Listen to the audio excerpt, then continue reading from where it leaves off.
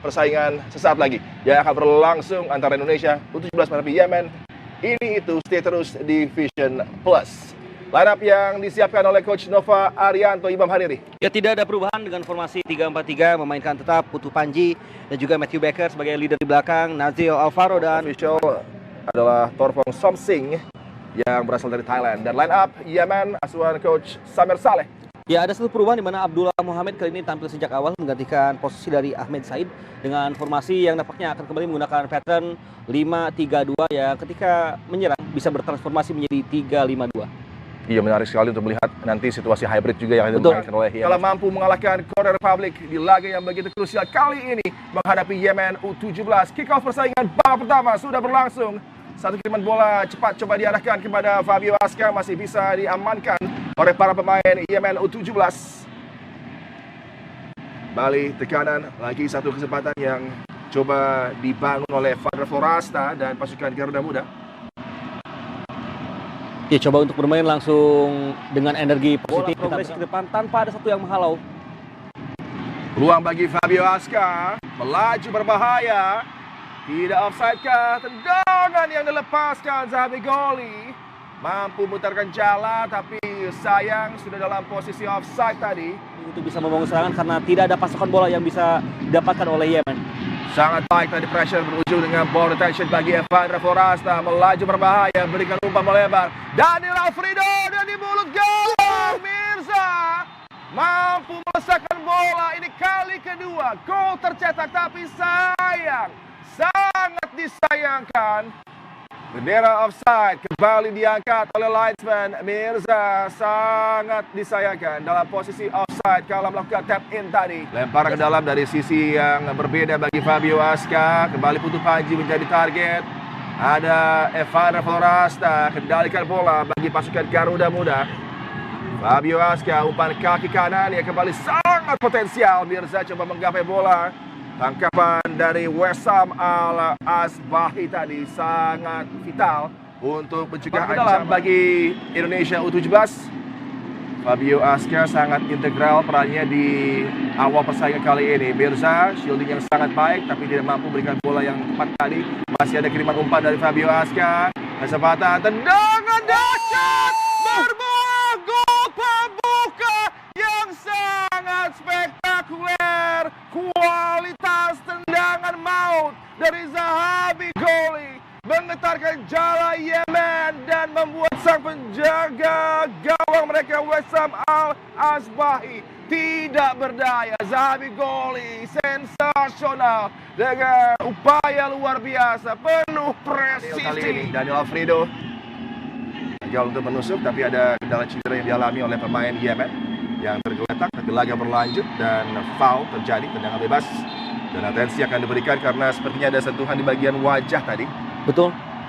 Dan memang lagi-lagi kita harus memuji bagaimana cara Coach Nova Arianto dan sang asisten Coach Tommy Prasetyo dalam melakukan drill terhadap tim ini, sehingga ketika dalam situasi bertahan dan tidak menguasai bola sekalipun, para pemain tetap on position, sehingga bola yang gagal dikuasai oleh Ahmed Al-Chadi tadi langsung menjadi hal yang menguntungkan bagi Zahabi Goli yang langsung.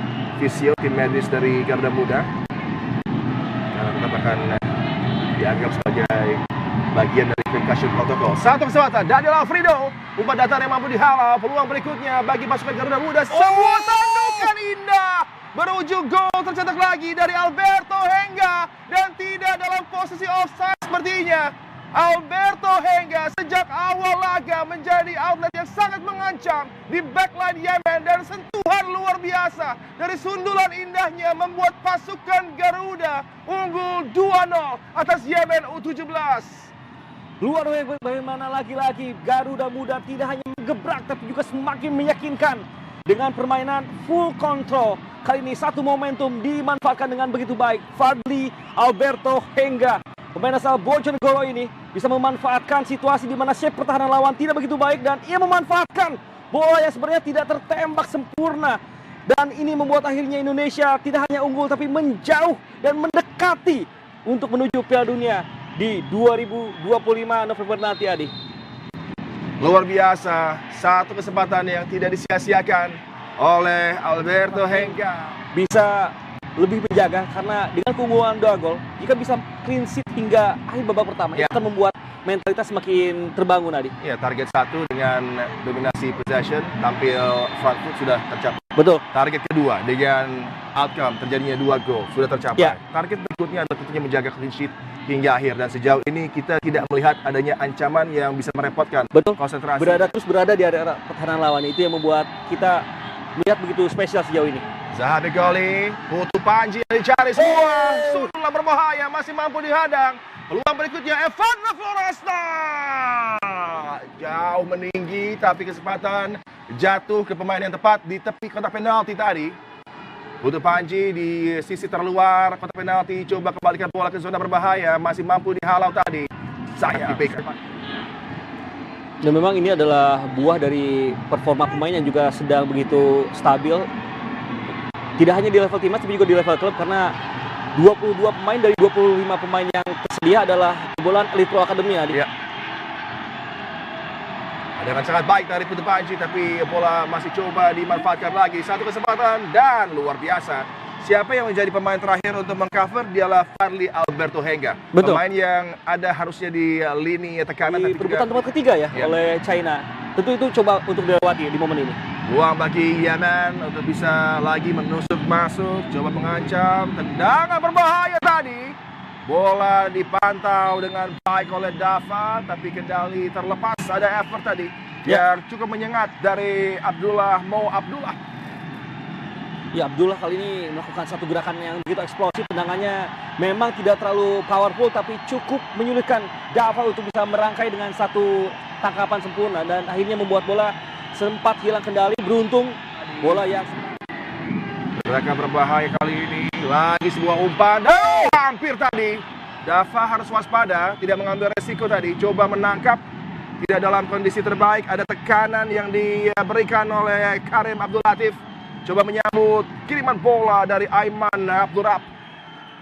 Ya, inilah saatnya Coach Nova kembali bergerak untuk berteriak lebih lantang di touchline, karena para pemain sudah mulai sedikit umpan yang sangat luar biasa tadi, melibatkan Daniel Alfredo, kiriman dari Nazril Syahdan, tapi masih mampu diantisipasi.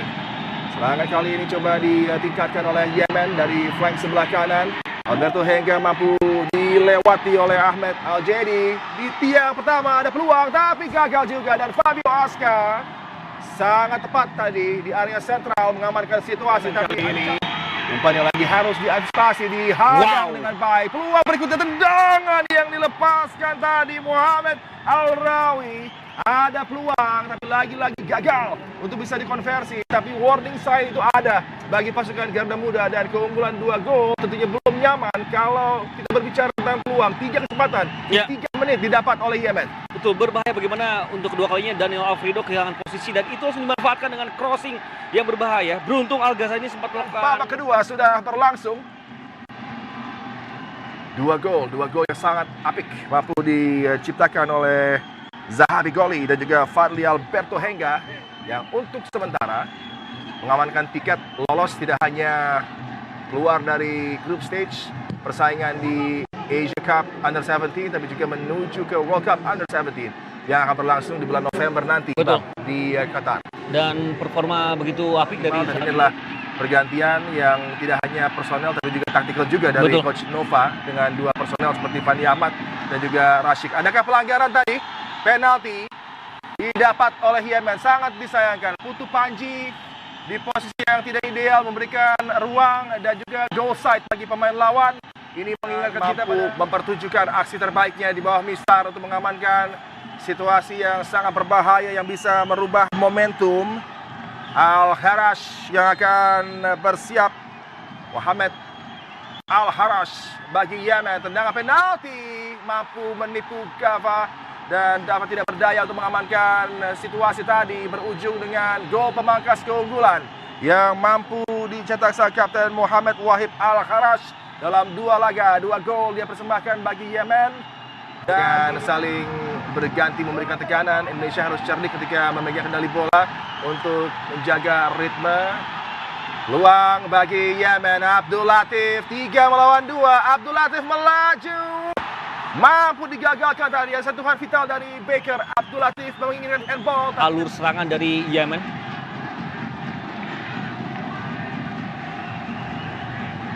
Coba kembali untuk bisa mengancam pertahanan Garuda Muda para pemain Yemen. Umpan berbahaya, Putu Paji mampu menghalau. Peluang berikutnya bagi Yemen, ada kesempatan. Esam tendangan datar tadi cukup mengancam apa yang ditawarkan Esam Al-Sakaf sejak masuk di babak kedua. Ya, 2 kali pemain Indonesia mengambil sekali. Bisa mengancam pertahanan Garuda Muda para pemain Yemen. Umpan berbahaya, Putu Paji mampu menghalau. Peluang berikutnya bagi Yemen, ada kesempatan. Esam tendangan datar tadi cukup mengancam apa yang ditawarkan Esam Al-Sakaf sejak masuk di babak kedua. Ya, 2 kali pemain Indonesia mengambil sekali sehingga membuat bola bisa lolos, dan ketika Aisyah mendapatkan space, ia coba lakukan tendangan namun beruntung Dava. Abdullah kepada Aiman Abdurrab, kembali Rafi Rashid. Luar biasa dari segi kemampuan defensif yang memang underrated dari sang pemain depan. Betul. Rafi Rashid dengan kemampuannya juga membaca arah serangan lawan, membuat ia terus ada di posisi yang tepat untuk mengganggu dan menghalau termasuk pergerakan. Dan pencuru bagi Garuda Muda sangat berbahaya, dan ada kemelut tadi Rafi.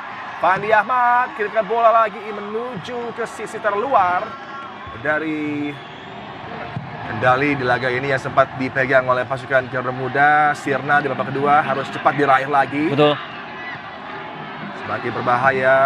Satu kesempatan tadi yang coba dimanfaatkan, dan ada foul keras Al-Kharaj.